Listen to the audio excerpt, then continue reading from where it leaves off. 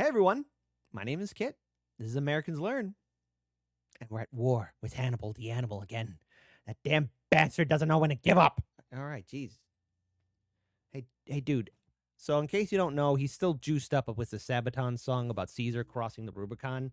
So yeah, he's a little bit out of pocket right now. You know, he's a little bit out of line here. I love him, but he's overexcited. Calm down. But yes, so it is from History Mach Pot 20. Hannibal the Animal, the Cannibal. Let's enjoy this video in a 3, 2, and an uno, shall we? Let's do it. Let's go. Let's go. Let us begin, shall we? And find out how we're going to knock out this bastard. 14 BC. Carthaginian general Hannibal, the victor of Trebia, Trasimene, and Cannae, consolidated his position in southern Italy. His army defeated all that Rome had thrown at it. We ain't out of the fight yet, honey child.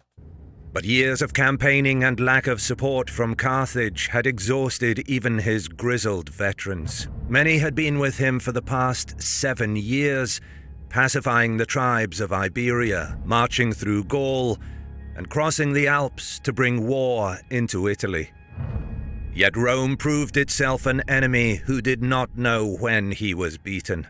Fabius Maximus had blunted Hannibal's lightning campaign and had rebuilt Rome's shattered armies. That's right, Fabius. Recruiting another 6 legions in January, the consul now had 18 legions at his disposal. Good. Nearly 200,000 troops across all theaters of war. The resolve of the Romans was unquestionable. On paper, Hannibal could not match the might of his foe, with only 60,000 men. But despite inferior numbers, he had outfoxed the Romans many times before.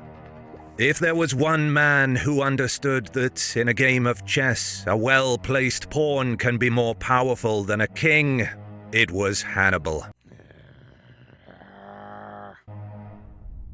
In his winter quarters near Arpi, Hannibal prepared to use Apulia as the staging ground for the campaign of 214 BC. But no sooner had the snow melted than a messenger arrived from Capua. The Capuans dreaded the fresh build-up of Roman forces around Campania, knowing that it was their defection that Rome resented the most. Yeah, and they should have known better, those bastards. They requested Hannibal's aid. Owing to the urgency of the message, Hannibal scrapped whatever plans he may have had in Apulia and sent word to Hanno in Bruttium to march north and meet him in Campania. On his way back towards the Apennine Mountains, Hannibal brazenly marched his troops within a stone's throw of the Roman camp at Luceria. The two armies could almost make eye contact. One eager Roman centurion turned to his men, as if about to give the signal to charge. If there was ever a time to attack Hannibal, it was now, while his army was vulnerable in marching formation. But Gracchus was apprehensive. That Hannibal had the gall to pass so close to the Roman camp surely meant that he was baiting them into a trap. Well, caution is key. Can't underestimate it. Or so Gracchus thought. Little did he know that this was exactly what Hannibal wanted him to think. In his haste to come to Capua's aid, the cunning Carthaginian general took a calculated risk. He knew that exposing himself to attack would be seen as a provocation and would in turn pin Gracchus in place for fear of an ambush. Still, despite the Roman general's suspicions, there was no trap. But by the time he realized this, the chance to wrong-foot Hannibal had gone. This paralyzing paranoia that Hannibal instilled in the Roman leadership was unheard of, and perhaps not repeated by any other enemy of Rome throughout its history. And now he was on his way back to Capua.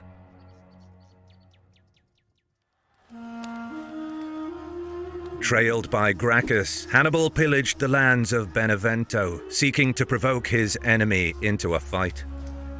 Gracchus, however, was under strict orders not to advance beyond Benevento, thus allowing the Carthaginian army to slip away. Bastards. At this time, the Roman leadership faced a most bizarre crisis: bad omens. Witnesses saw a woman turn into a man. Well, she could have been wearing a disguise, or he could have been wearing a disguise, and then oops, and there's a wang bone when there should have been a vizeze. A crow All right, I'm being stupid. I'm sorry. built a nest inside a temple. Well, that happens. I found a bird nest in a barn once. A tree lit itself on fire. Unless somebody throw a match into it. Animals spoke in human tongue. Well, you obviously haven't seen anime. A kid that hasn't been invented yet. Shut up, you. Widespread sightings like these paralyzed. Let's see. Among the American, an infant had cried to triumph in its mother's womb. A spear of Mars moved on its own accord. Well, maybe somebody dropped and said, "Oh, it's moving." The state. In the The red rain fell and a swarm of bees beset the forum. Well, maybe bees just flew in. Oh, I never. minds of the superstitious Romans, the gods were not happy, which could have dire consequences, especially in times of war.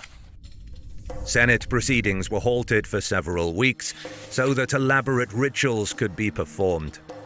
Once diviners and soothsayers were consulted and the so-called peace of the gods was secured, did matters turn to dealing with the mortal men Rome feared the most. But upon reaching Campania, Hannibal quickly found that the situation was not as urgent as the Capuans had previously reported.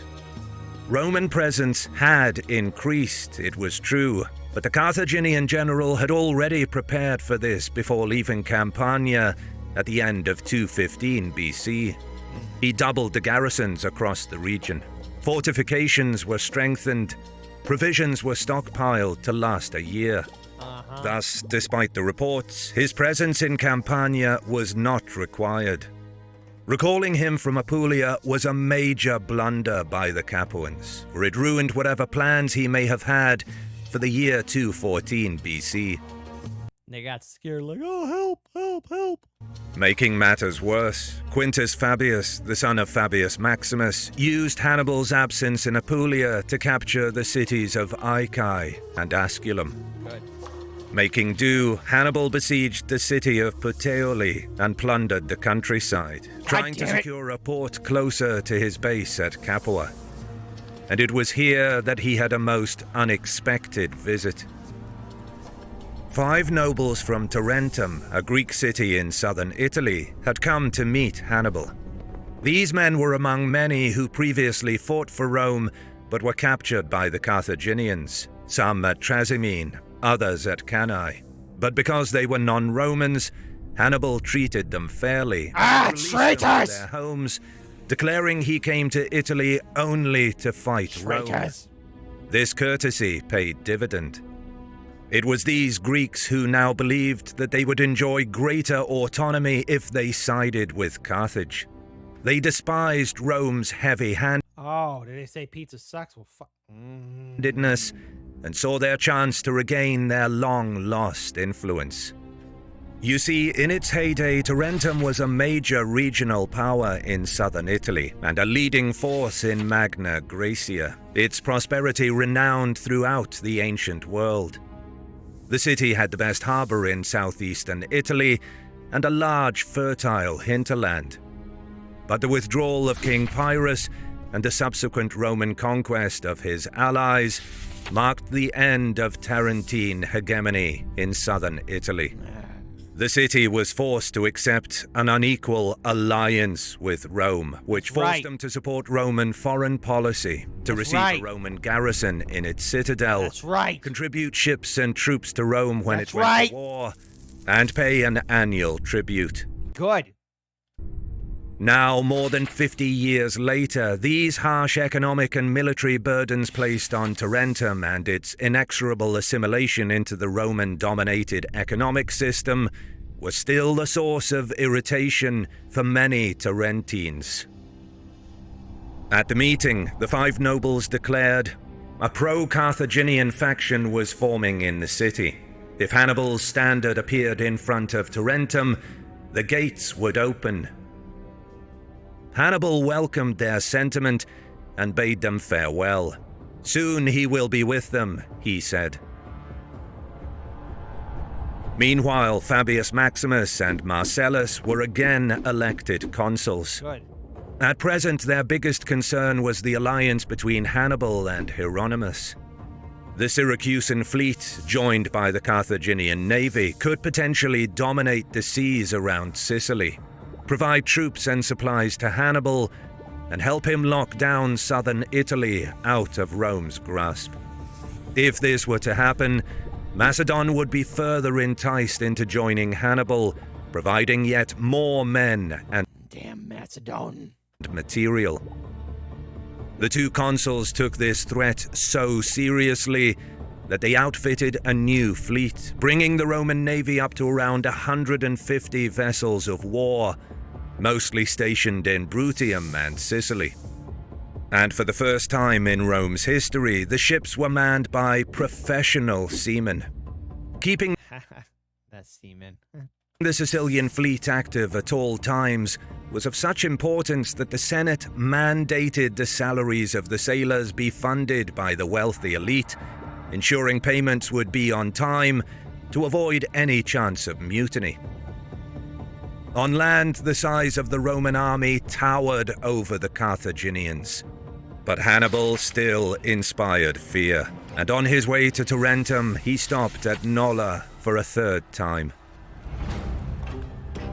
Advancing on the city, Hannibal put more pressure on the Roman flanks to get access to the gates, while holding in the center. But this time, as the battle commenced, Marcellus kept his men back.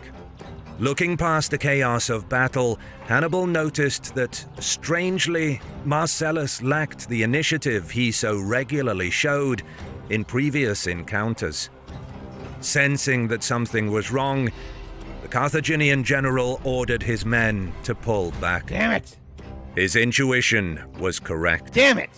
Marcellus had sent Claudius Nero with an elite cavalry detachment to flank the Carthaginian army and strike at their rear once the battle commenced. However, to avoid detection by Hannibal's scouts, Claudius Nero took the longer route and got lost, failing to Damn it, Claudius, you moron. reach the battlefield in time. By noon, the Carthaginian general arrayed his men at a distance and challenged Marcellus to attack. But the Roman line still did not move. Clearly, Marcellus was up to something, Hannibal thought. Once again displaying his uncanny ability to sense danger, he turned his army and made way for Tarentum. Marcellus, although unable to defeat Hannibal, had matched him on the battlefield for a third time, something no other Roman general was able to do at this stage of the war. At least you were smart this time, goof troop. At Nola, Marcellus truly lived up to the reputation he gained about a decade earlier when he speared the Gallic king Viridomarus. He then stripped the armor off his opponent and claimed it as spolia opima, translated from Latin as rich spoils. Ooh. This highest of Roman honors could only be attained by generals who personally killed the opposing commander in single combat. For some perspective, only 3 Romans in history achieved this feat. The mythical King Romulus in 752 BC, Hail King Aulus Romulus. Cornelius Cossus in 437 BC, Good. and Marcus Claudius Marcellus in 222 BC. Damn. It was an incredibly rare achievement. At Nola, some hours later, Claudius Nero finally found Oh, great. Hey, Claudius, good to see you. his way to the battlefield. But by the time he appeared from the nearby hills, the Carthaginian column had gone. Pressing on towards Tarentum, Hannibal couldn't help but notice that Hanno failed to appear with his army. Good. But somewhere near Benevento, the Carthaginians came across a field littered with thousands of bodies of their brothers in arms, rotting in the sun. These were Hanno's men. On his way north from Brutium to meet Hannibal near Capua, Hanno was intercepted by Gracchus. The ensuing battle was a gruesome slogging match. The Numidians were superior on the flanks, but in the center, Hanno's Brutians and Lucanians were checked by Gracchus's infantry, comprised of slaves hastily trained and incorporated into the army due to lack of manpower after the defeat at Cannae. In a brilliant move, Gracchus promised every slave freedom if they were victorious. This resulted in an almost fanatical surge of morale, and the slave legions eventually broke Hanno's center. Yes. Of the 18,200 men in the Carthaginian Please let it be a high number of dead Carthaginians. Please let it be a high number of dead Carthaginians. army, only 2,000 escaped the slaughter, including Hanno. Yes! Most tragically, 1,200 irreplaceable Numidian horsemen were lost. Beautiful. Although Hanno survived, his defeat at Benevento left Hannibal with no more than 45,000 troops in Italy. Good. Worse, back in Campania, Marcellus led a daring action in besieging and ultimately capturing Casilinum, a town that served as a key crossing on the Volturnus River that controlled direct access to Capua from the north. Good. A rider was sent to notify Hannibal that Casilinum was lost, but it is unknown if the messenger ever reached him. They probably died. During the late summer of 214 BC, the Carthaginian general continued through the Apennine Mountains, destroying Roman possessions as he went. Meanwhile, across the sea to the east, Philip attacked Roman Illyria. The simultaneous actions of the two commanders pose an interesting question. Did Hannibal and Philip coordinate their plans? We may never know, but a few things suggest they did. As Hannibal advanced towards the Salento Peninsula, Philip's invasion with 120 ships forced the Romans to transfer much of their own fleet from Tarentum to Brundisium. One legion then sailed to Illyria to check the Macedon advance, under the command of Valerius himself. If Hannibal could take Tarentum with its valuable port, and Philip managed to overrun Illyria, Carthage and Macedon could link up. Moreover, Tarentum could become his new headquarters. Can't have that. Thus, Valerius's forces were pinned down in the Salento Peninsula and Illyria, split in two on either side of the sea. And although Philip's war effort would falter unexpectedly quickly, for now it seemed to Rome that another front had opened in Illyria. Meanwhile, Fabius used Hannibal's absence to lay waste to Samnite lands loyal to Carthage. The operation was exceptionally brutal. Some 25,000 were captured and summarily executed. To the south, Gracchus launched a raiding mission into Lucania. Seeking to capitalize on his victory at Beneventum, he dispersed his forces to cover a wider area. But Hanno had by now recruited several thousand troops and moved against Gracchus upon learning from his scouts that his army was divided. I see. Despite no longer having the swift Numidians in his ranks, with the help of the locals loyal to Carthage, Hanno was able to find and destroy the Romans piecemeal before they had time to react or regroup.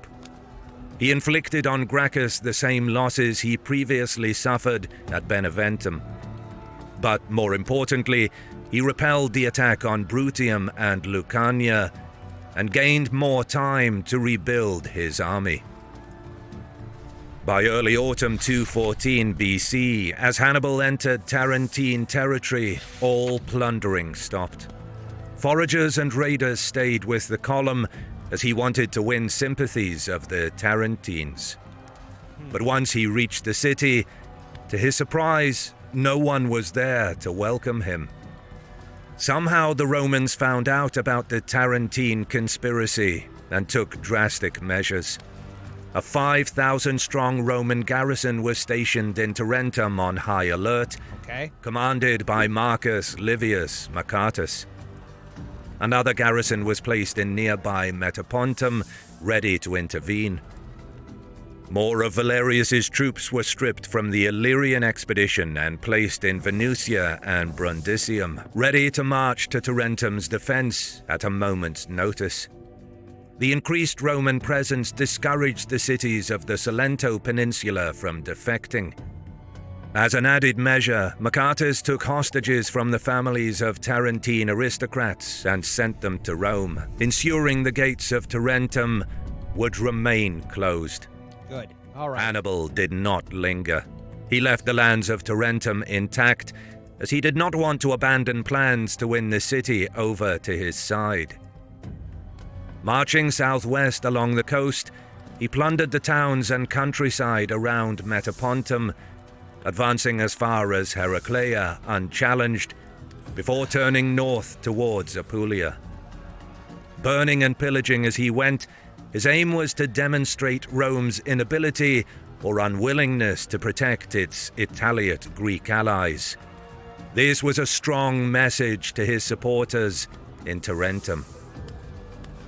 Descending from the Apennine slopes into the grazing lands below, the Carthaginians confiscated 4,000 horses and drove off thousands more to prevent the Romans from using them. All right, so see, this is what's fascinating. We are witnessing Hannibal's height. I fear the Tarentum will fall. Finally, by late autumn, Hannibal reached Salapia, where he set up his winter quarters, a suitable location chosen for its expansive foraging grounds. Across the sea in Iberia, victories of the Scipio brothers convinced most tribes of the Ebro Valley to ally themselves with Rome. Yes. But the tribes south of the Ebro were still hesitant. And the arrival of Mago Barca with a fresh army to reinforce his brother Hasdrubal, as well as a third army led by Hasdrubal Gisgo, cemented Carthage's dominance in Iberia. That said, after the catastrophic defeat at Hibera in 215 BC, the priority of the Carthaginian Senate in 214 was not conquest, but stabilization of Iberia. Though they possessed a much larger army than the Scipio brothers, they had to utilize these troops to both fight the Romans and control the vast tribal territories under their rule, from whom they extracted taxes, resources, and troops. So the Carthaginians opted to freeze the conflict and continue building up their forces until they were ready to drive out the Romans from Good luck. Iberia. The Scipio brothers, in their base at Taraco, could only hope to defend the territory under their control. And thus the war in Iberia turned into a stalemate, a situation that would continue for over 2 years. Back in Campania, Rome did not press its advantage after capturing Casilinum. Consuls Fabius and Marcellus were far more concerned with the troubling developments in Syracuse. It was decided that Marcellus would depart for Sicily at once. His proactive stance against the Carthaginians prevented the fall of several key Roman positions in Campania and had weakened Hannibal's hold on the region. It was hoped that he could repeat the same feat and reverse the setbacks Rome suffered in Sicily. But once he disembarked, Marcellus found that the situation on the island was in disarray. The alliance between Rome and Syracuse, which had lasted for 50 years, had all but crumbled. Hannibal's agents, Hippocrates and Epicides, with their roots in Syracuse, had cemented the alliance between Carthage and Syracuse. Roman praetor Appius Claudius made a last-ditch effort to bring Syracuse back into the fold, sending envoys to King Hieronymus's court. The diplomats declared to the king that they had come to renew the alliance which had existed with his grandfather, Hero II. But Hieronymus and his courtiers laughed at the Romans. Smirkingly, Hieronymus rhetorically asked them if the stories of the disaster at Cannae were true. He quipped that he wanted to hear the truth from the Romans themselves, before deciding who to side with. Clearly, it was his understanding that the Romans were losing the war. But from his condescending tone, it was obvious that the young king had already made up his mind. The Roman envoys remained calm, saying they would return once Hieronymus learned to receive embassies seriously. But before leaving, they warned him rather than asked him not to abandon their alliance so lightly. That's right. And we're going to pause here and end here because that young king is going to get what's coming to him. Don't betray Rome and don't betray the Republic. We're going to knock out that bastard Hannibal and have his teeth on the ground. He's going to regret ever laying foot in Italy, but I do fear that Terror Town will fall, but we'll get it back. And we'll teach all those bastards never to betray Rome as any true Roman should, because staying loyal to Rome is what needs to be done all the time, every time, as you should be. Until then, take good care of yourselves and each other. Drink that water. And we continue on with this war, but we're going to knock out Hannibal, that animal, that cannibal. He's going to regret ever messing with us. That I can guarantee you. Because we here at Americans Learns are, always will be, true Romans.